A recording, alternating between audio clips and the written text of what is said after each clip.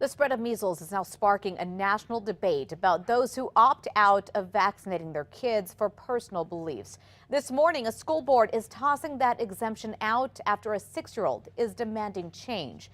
The boy asked the school board in California to end personal belief exemptions that allows parents to enroll kids in school without the required vaccinations due to personal or spiritual beliefs. 6-year-old Rhett Crowett, a leukemia survivor, is now well enough to get the vaccines, but he says for those who are too sick to get vaccinated, contracting the virus can be deadly, and that's why Rhett and his family pushed for the changes. But this story isn't about Rhett anymore.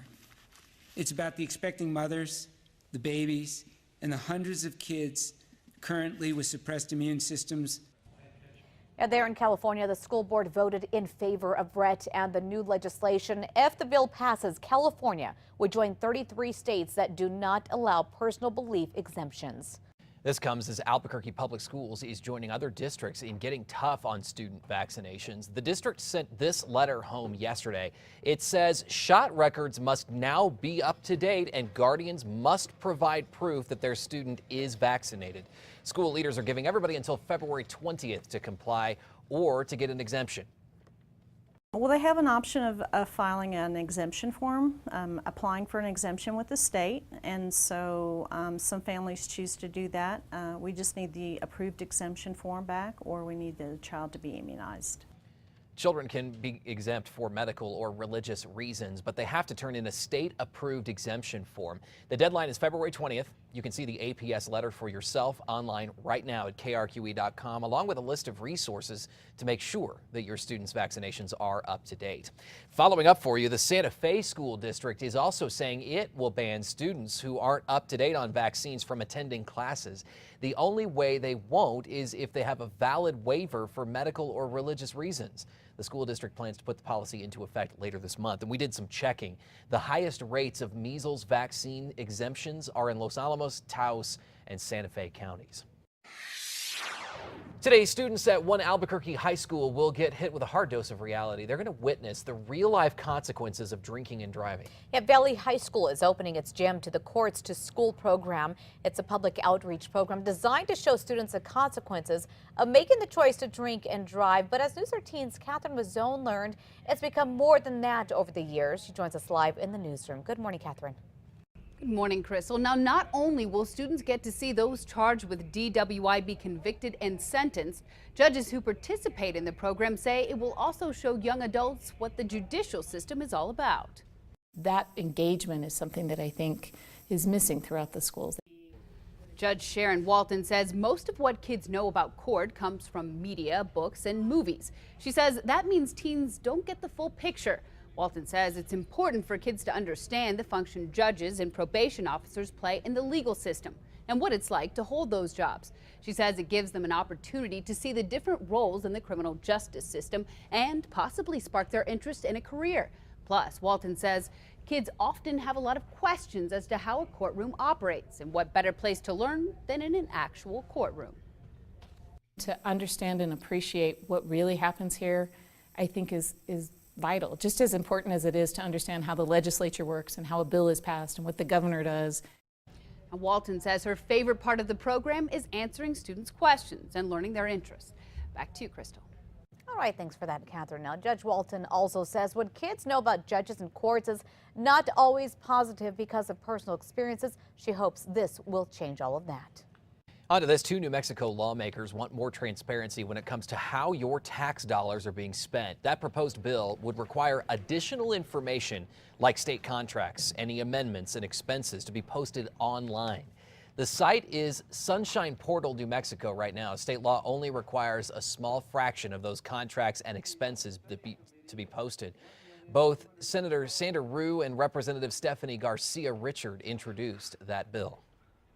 A state lawmaker known for being tough on crime wants to cut some slack for some criminals. Republican Senator Lisa Tarraco thinks judges and prisons should go easy on pregnant inmates. Tarraco says the average birth inside the Corrections Department costs the state $35,000. Her bill would allow the court to consider a woman's pregnancy at sentencing. She would like to see nonviolent offenders to stay out of jail to give birth and raise their child. at a time when we need money for early childhood education, we shouldn't be spending it on a lot of medical expenses when we don't have to. And this is good for everybody, I hope. Pro-family, fiscally conservative. If sentenced, the mother could be given a furlough and serve her time with an ankle monitor. The bill also calls for jails and prisons to provide breast milk storage so new mothers can breastfeed and have the milk sent to their babies. Watching the clock for you at 6:37. We're staying on top of a deadly shooting that we covered as breaking news yesterday morning here on KRQE News 13. Police are now releasing the victim's name, but they're still looking for the shooter today.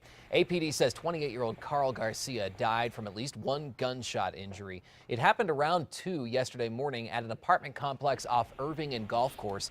Police say they did interview 3 persons of interest in the case, but they were released. No arrests have been made. A teenager accused of murder is in the hospital this morning. Benjamin Hilburn is still awaiting trial for the shooting death of his father in their Berlin home in 2009. The 16-year-old's attorney tells News 13 he is now being checked out for an illness, but doesn't anticipate it affecting the case. A judge is not allowing the testimony of Hilburn's younger sister in court, the only witness to the crime.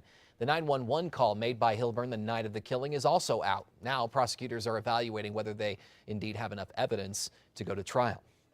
So it looks like the wedding is off. It turns out the woman engaged to serial killer Charles Manson was just in it for his body. 27-year-old Afton Elaine Burton, known as Star, has now revealed that she wanted to wed Manson so that she could put his body on public display after his death. She planned to lay out his remains in a glass crypt and charge people to view his body. Manson, who is now 80 years old, has no interest in spending eternity displayed in a glass coffin and has called off that wedding. How odd. 6:39. Many people are talking about NBC News anchor Brian Williams this morning. He's now suspended without pay for 6 months. Williams made claims that some say deceived the public about his experiences covering the Iraqi war. Williams apologized last week for saying that he was in a military helicopter that was hit by a grenade while covering the Iraq war in 2003. Turns out he was in a group of helicopters when another chopper was hit. NBC's chief executive Steve Burke calling Williams' actions, quote, inexcusable.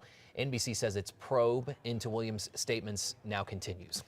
And it looks like Jon Stewart is leaving The Daily Show after 16 years at the fake news desk. Stewart made the announcement during Tuesday night's taping. Stewart says 17 years is the longest he's held a job. Good for him. And he's ready to step down. No word on when he'll officially end his run. The Daily Show won an Emmy for Outstanding Variety Series every year from 2003 to 2012. And he was poking a lot of fun at Brian Williams recently. Popular program.